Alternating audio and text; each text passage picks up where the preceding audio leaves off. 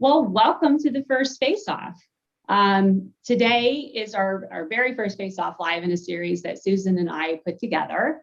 And we're here to answer questions that people are constantly asking us in our role as consultants about things in the industry, seeking transparency. You know, what's out there, what's real. We really want to get to the bottom of things and help buyers out there make good decisions for their programs and their businesses. I'm Caroline Meyer from Get Travel Solutions, and I'm the host today along with Susan Lichtenstein from DigiTravel Consulting. And we also have Johnny Thorson from SpotNana and John Morehouse. Their bios were in the Zoom registration, so you can go back and read those at length if you'd like to, but I would like to allow each of them to introduce themselves. So Johnny, would you like to start? I can certainly do that, Caroline. Thanks a lot for inviting me. Johnny Thorson here. I'm head of partnerships and strategy at SpotNana. And outside that, I'm also involved in a number of travel tech startups, trying to create real innovation and change the way things are done. And I'm based in California, so coming in from the Bay Area today. Thank you. Thanks for joining us. And John? Hi, John Morehouse. I'm Chief Experience Officer for Flight Centre Travel Group's corporate division. So Flight Centre is one of the large global travel players. We've got two main brands in corporate, FCM Travel Solutions and Corporate Traveler. I do a lot of my stuff with FCM. So speaking on behalf of the TMC side and talking through some of the technology pieces that we do. Great. Today's topic, we're talking about the open platform versus a TMC. So thanks for teeing up the TMC part of it. And we originally had this as an online booking tool, or booking tool versus TMC as a title, and we changed it to open platform. And so with that, we kind of want to start the session talking about, well, what is an open platform then? And what are we talking about here? And what makes it different? Why are we not calling it a booking tool? So I'll start with what's different in the industry today with what you have. And Johnny, if you could take a stab at that, that would be great. Yeah, so the best way to describe open platform, at least I think from feedback, is to say it's a place where we have a core service, which is connect to travel content and make it bookable, meaning we have a user interface which is aimed at the corporate traveler. And therefore, in the eyes of the corporate traveler, they are experiencing a booking tool, to use the old world. But at the same time, we have another interface on this platform aimed at the TMC staff. So the TMC agent is seeing a different view of the same content. And for the first time, really, they are both booking in the same platform, the same environment. They're seeing the same content. They're following the same rules, importantly. So we no longer have this online, offline booking world. On top of the two UXs, we then have the ability for third-party solutions to connect very easily and make their services available on top of the booking data for a given corporate customer with no real implementation work required anymore. And finally, others, be it TMCs or tech companies, can literally build new capabilities and make them available on the platform. So think an open platform like Amazon Web Services, which I'm sure you've heard about. Everyone can use what's there, but can also build new stuff and put it there for others to use. Okay. I think Susan, you had a follow-up question about. Yeah. So Johnny, I hear you, and a lot of people are saying in the new SpotNana world, as an example, I know you heard of that company, yeah. So in that. In the new SpotNana world, people are asking us, what does that mean for the rest of us, right? What does that mean as a transaction? So I come in, I want to use the system, or I come in, I want to go onto your platform, I have something cool I'm building, or I need some help building, any of those things. Is that a revenue generator? Like, so if I go to Amazon and I say to Amazon, hey, I want to build on this platform, and then I want to turn that build into a product, and then I want to sell that product. And it's all on top of the platform. And I think, John, we're getting to you next as more of a formal TMC. And John, people are looking at you now as, is this the new OTA, the corporate OTA, right? So I come on there. How does SpotNana own? Because on Amazon, there's a little teeny terms, because I am on Amazon. I build silly things on Amazon as I learn. So I'm on that platform myself. and it says little teeny terms of, if you build and host here, we own this piece, or you pay us this much money. How does that work to the buyer, and how does that work for your company? Yeah, so the way we're thinking about it right now is to say, if you have a product that can deliver value to a corporate customer buying travel on Spotnana's platform, then you can connect that product via an API to the booking data. And once the corporate customer says, I would like to consume your service, a digital key is issued. That digital key goes to that external product. And when they have the key, that means now we know they have the approval of the customer to access their customer data. The revenue flow is between the third party and the customer. So the third party will sell their product to that corporate buyer. And if they sell it and invoice themselves, then we might take a small connectivity fee for the platform. If they want us to include it in our generic offering, then we will literally invoice the customer for that service and pass on a large majority of the revenue back. So we are not looking at a 30% share of revenue flowing through. We're going to go significantly lower. The goal is to enable rapid global innovation to the benefit of the corporate customer. So lower distribution costs, I hear. So I'm trying to convert it into the language of the buyers, because honestly, including myself, I had to do a lot of reading. Thank you, Johnny. A lot of coaching from people like you. But, I need to hear things in a way I understand them, right? So I come from a procurement world. I come from a metrics world, right, Carolyn? We hear this all the time. This is the world we come from, and our stakeholders have changed, right? Risk management, HR. So tell me, you said key, a technical key. Like, if you would tell me that and I was sitting in my chair 3 years ago, I'd be like, okay, is Johnny losing it? So tell me, what does that mean? You're going to give me a key? Is that a token? Is that an NFT? Is that what you're talking about? Well, fungible. Thank you. Yeah. Get the word out of my mouth, John. Thank you. Non-fungible token. And I think you could call it an NFT if you go to the modern world. You could also even have a DAO-based, to go completely into that new Web3 world. But the bottom line is the corporate customer controls their own data. So we as Spotnana cannot force activate another product unless the corporate customer have given consent. That's good old data privacy in action, right? And I want to hear John's thoughts, because I know FCM are doing some great stuff around open innovation as well. Perfect. But coming at it from a different angle, we have the benefit of being net new. So everything is built in the cloud from day one for Spotnana. That's one of our biggest advantages. So it's interesting to see how somebody like FCM is approaching this. Yeah, and that's a great lead in, John. We hear technical keys. You're an established TMC in area, so you really have the best of all worlds there. Tell us what that looks like.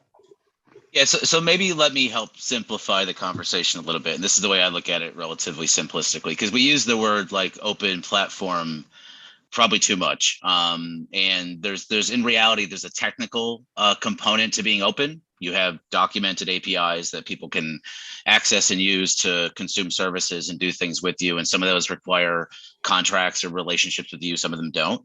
And then there's a commercial reality of open and what that means from an overall perspective. And the analogy that I use is the difference between iPhones, iOS, and Android, right? So in the iPhone world, in the iOS world, they typically operate what you could call a closed platform. You can't run iOS or iPadOS on anything but Apple hardware. You have to buy Apple equipment to use their stuff, and they do that for a reason. On the Android side, they sell their software to be worked on a variety of different devices, anywhere from a laptop to a tablet to a phone. You can run the software on it and adapt it to your purposes. It's a bit more open, from that perspective. One or the other doesn't mean good or bad. It's just different approaches with how you actually do some of those different services. And the way that we approach it is I guess somewhere in the middle of those two. So in a type of closed platform world, like we were analogizing it to Apple, where you have to use some of their services. In the TMC world at FCM, you have to use a lot of our products and services. If you want the benefit, you're going to need to use some of them. But technically, we're still open. I mean, you can still use, and we have published APIs, and we have plenty of customers and partners that come in and use those APIs. We just don't make a commercial business out of it. We do it for the benefit of the needs that arise. So there is a little bit of a gray area between the two of them that I think a lot of these conversations revolve into and sort around. And from our standpoint, that's probably where we think and how we approach it a little bit differently, because the benefit of a more closed platform is when you ensure you have wrappers around everything, you can really provide a super high fidelity user experience, right? When you've got controls over the inputs, the outputs, how those things happen, you can assure things like data privacy and security and experience and fidelity of all of that, because you've got wrap and control around all those pieces. When you go into an open environment from a technical perspective, you lose some of that. I mean, Android can't control if you've got a button on your tablet or not. They can't control if the volume knob is on the left or the right hand side. They've got nothing around those. They're just providing software. So the users that are actually consuming those products have a bit more components. And there's reasons and situations where that works better, particularly in business travel. There are other situations where you actually want a pretty well wrapped and organically created user experience around things. Okay. So are you saying that any product? Oh, go ahead. We all jumped in on that one. I like the analogy because it's a good way of explaining it. And it also then highlights that fact, why should a TMC be able to control what third-party solution a corporate buyer want to use on top of the booking data that they've already paid for being created? They should have an open world of choice, and they shouldn't have to ask permission for something to be activated on their booking data.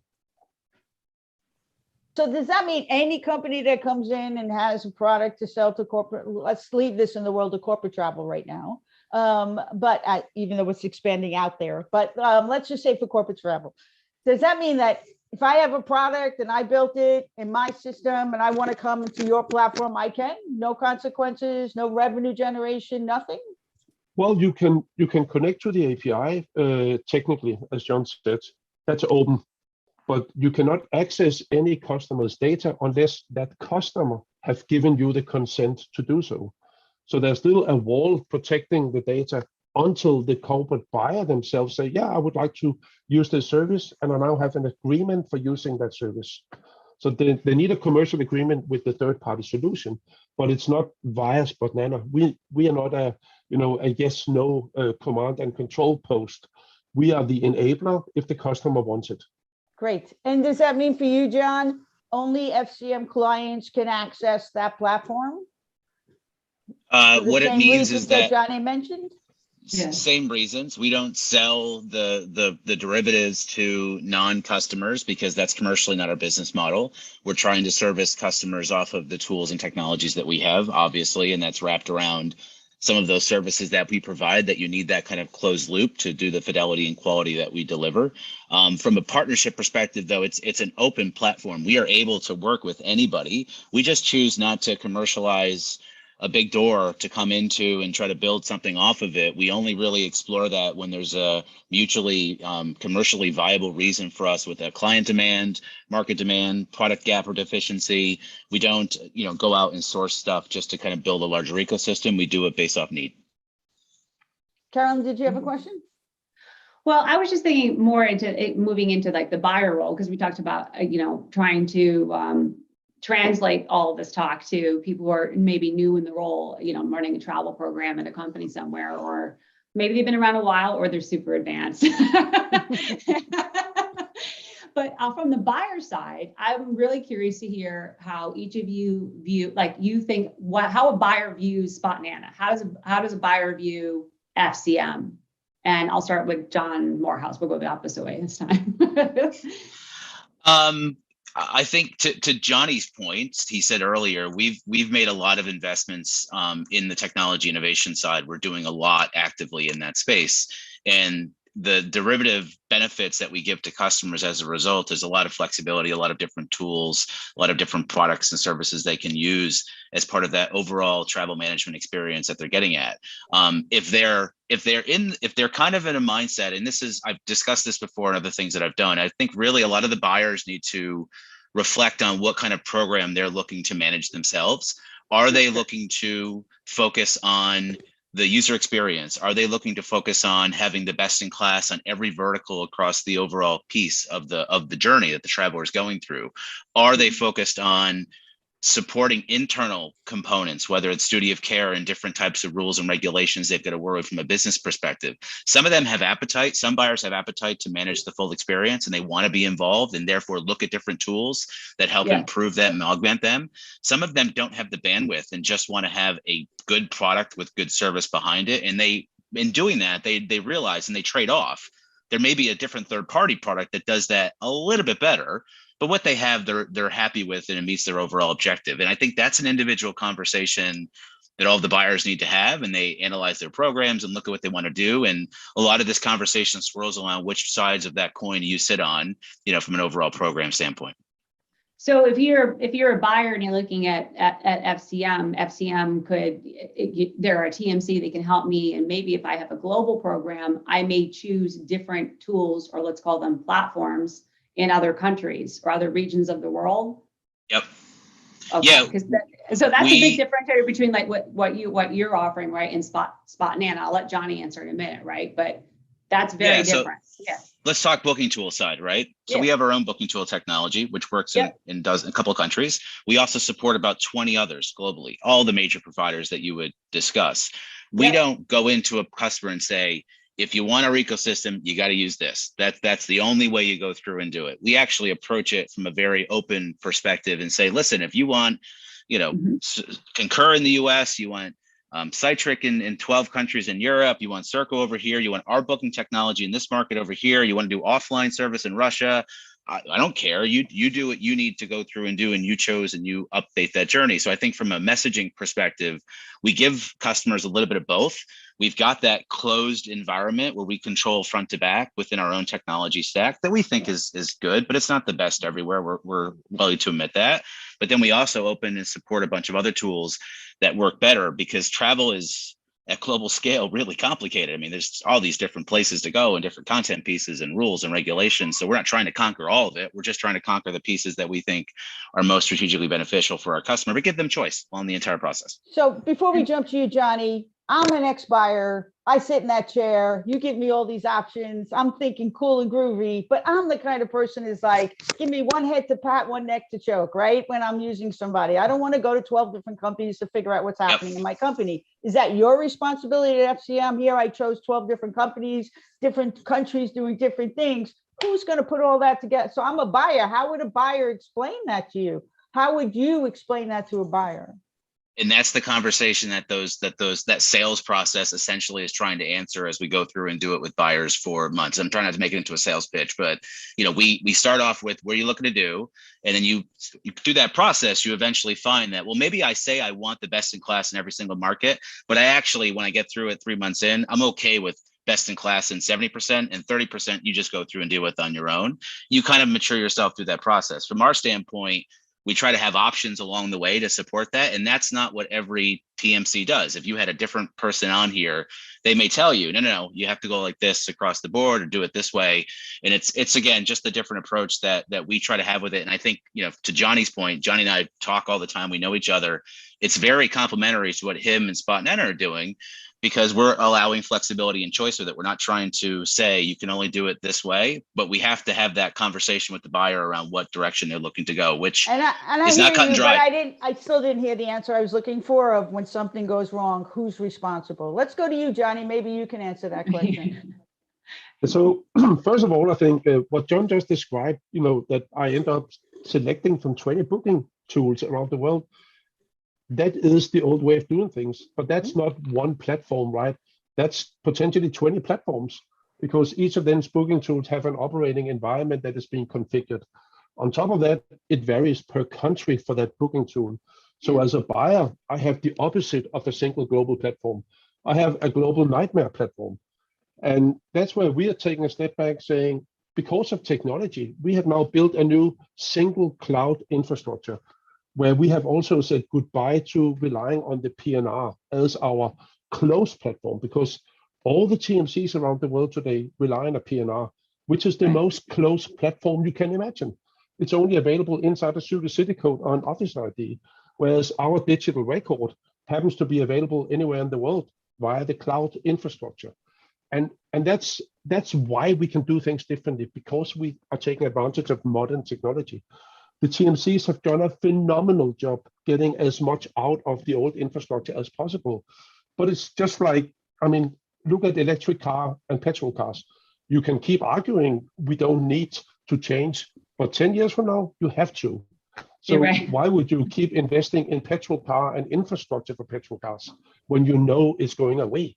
We're at that break point, I think, where old travel technology is not really worthwhile investing anymore into. It's much better to invest in the future.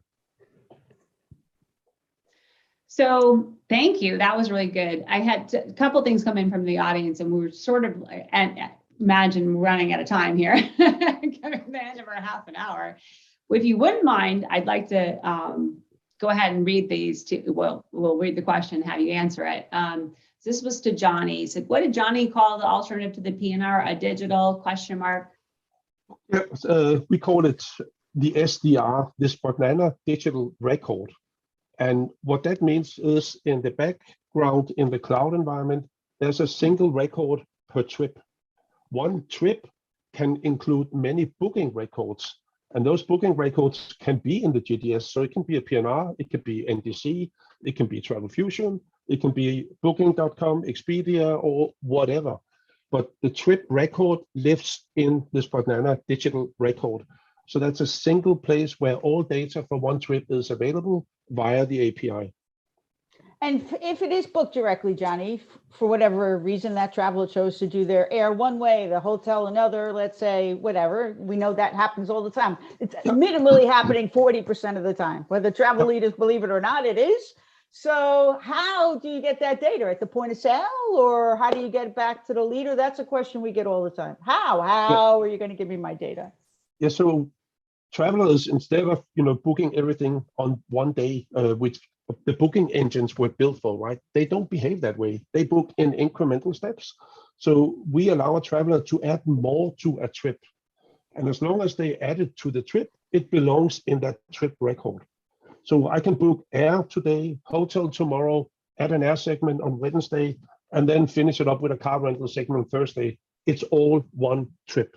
It's not 4 different bookings anymore. It's one trip, one itinerary that happens to include 4 different service segments.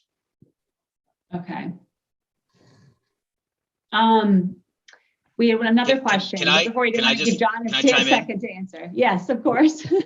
Yeah, so I think I just wanted to be clear. I mean, the future that Johnny describes is not one that we are against. It's actually one that we support. I guess maybe from the way I would look at it from a TMC perspective, we probably approach it a bit more pragmatically because it just takes forever for stuff in this industry to change. I don't go to a hotel and they don't ask me what my spot name in the digital record is. They ask me what my PNR is. They ask me what my confirmation code is. So kind of that middle ground between the future that we know we're going towards and the practical realities of where things are today are where we obviously try to make sure that we're solving, for those end customer needs, because I totally get, and we are already and have been working towards trying to unravel a lot of systems around a PNR as an example, without question. But it's just unfortunately a very complex thing to do for something that's been so prevalent in our industry for 30, 40, depending how you count it, years. And there's a transition and a process that changes there. Just like we all didn't drive Teslas one day, we went through hybrids first. And there was a process where we went through and had a car that did gas and electric. And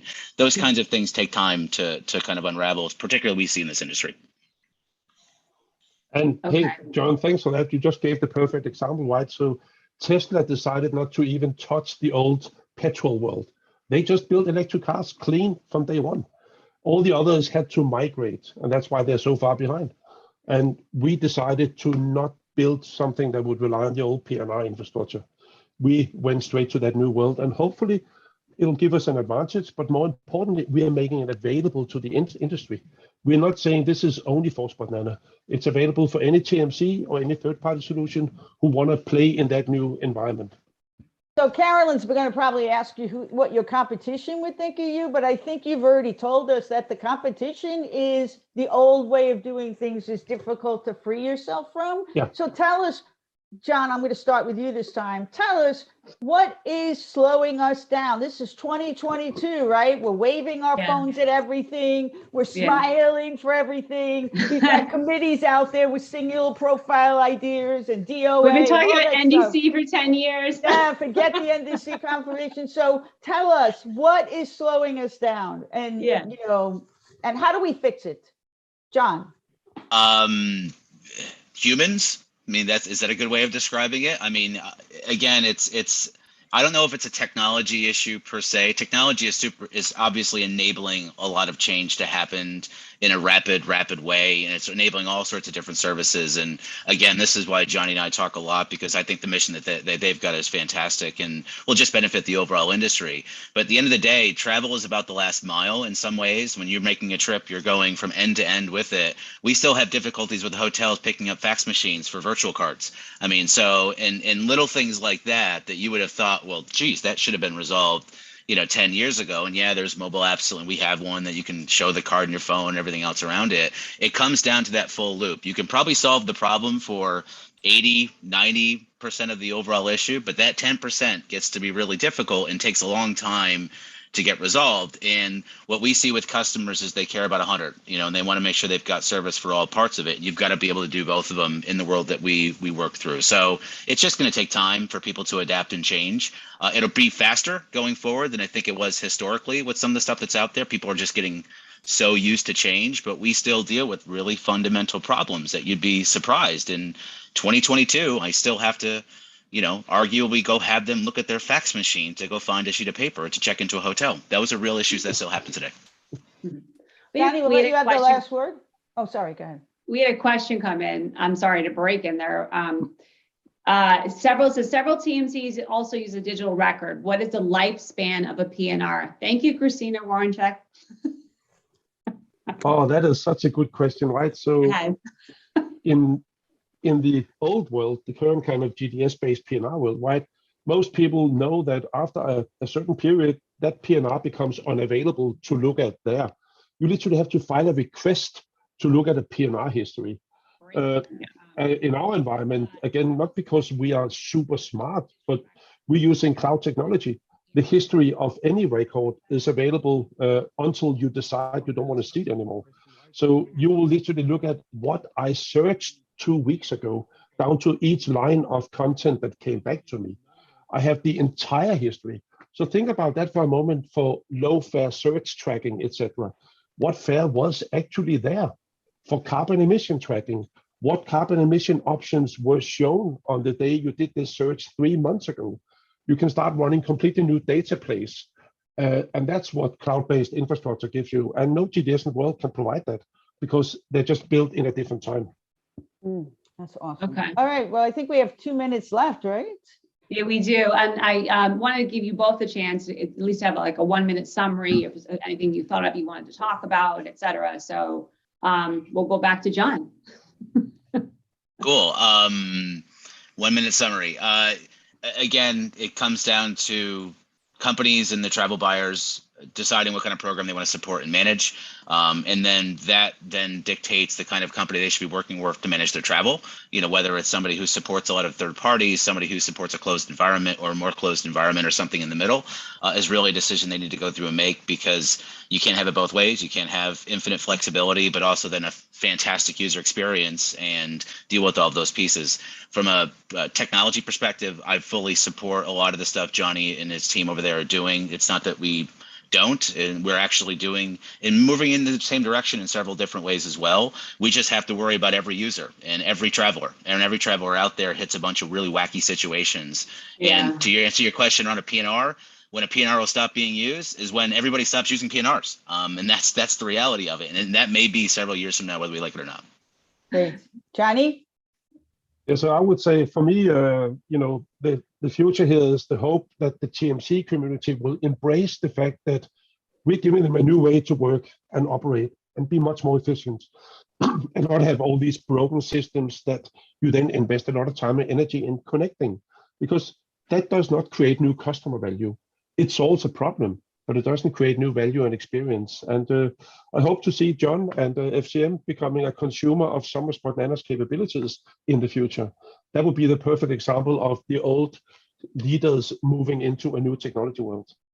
That's great. And I'm just going to say real quick, what I heard here today is if we work together, we move a little faster, right? Yep. And we all get into that cloud, one-based cloud technology that the rest of the world has already been in for a while. And I'm really excited to see that. So we are truly better together. It all gets back to better together. Carolyn, I'll let you take us out. I will. So I'm just going to share my screen real quick because our upcoming event will be next month, March 21st. We're going to be doing NDC versus direct. And we'll go ahead and we'll post this out on LinkedIn with a registration link for everyone to get on. So we'll do that today. So be on the lookout for that. This session was recorded. It was done on YouTube Live. We have a Faceoff channel for Caroline and Susan. And we'll also send it out via email. If anybody has any requests, feel free to reach out directly to us. Send us your ideas. Who do you want to face off with? Send it on to us. Yes. And we'll get it going for you because Yes. this is the place that you get transparent answers to real questions. Thank you. Yes. Thank you, Johnny, I think we should have had Thank more you. fireworks. I love you guys. Yeah. Thank you so much. Yeah. I like the Cool. idea of more Yeah. fireworks, and we'll That's try to do right. that as we grow. So thank you guys. We hope to It's see you Monday from- morning. I was protecting you, John. I was saving up age before beauty if they asked who wanted to go first the entire time. I'm so glad I didn't say that myself. All right, guys. Thank you so Cool. much. Carolyn, I love Thank you I love so you much. guys. Thank Cheers. you. Thanks a lot. Bye. Bye.